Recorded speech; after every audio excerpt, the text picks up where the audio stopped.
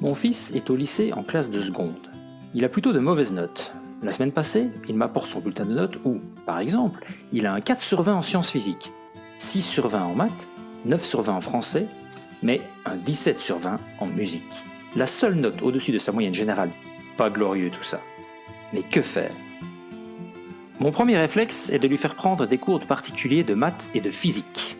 Ensuite, je pense que je vais lui demander de lire au moins un livre par semaine. Quoi d'autre?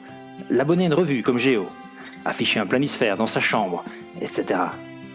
Tiens, mais son cousin navigue à plus de 16 de moyenne dans toutes les matières. Il faudrait en faire un exemple.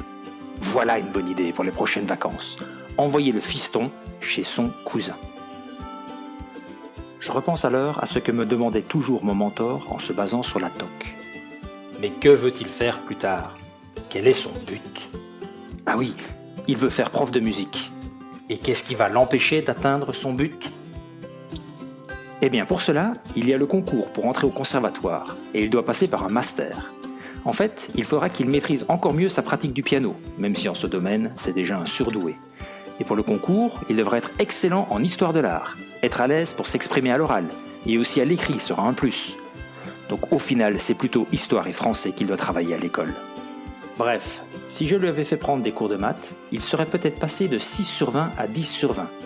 Mais cela ne l'aurait pas bien aidé dans l'atteinte de son but. Et moi, cela m'aurait coûté beaucoup d'argent et d'énergie. En entreprise, c'est un peu pareil. Le Lean, par exemple, vous offre une multitude de points et de matières dans lesquelles vous pouvez progresser. Les flux, le management, le rangement, les standards, la qualité, le service client, et j'en passe. Mais avant de mettre l'accent sur un sujet, autant être certain que c'est celui qui rapportera le plus.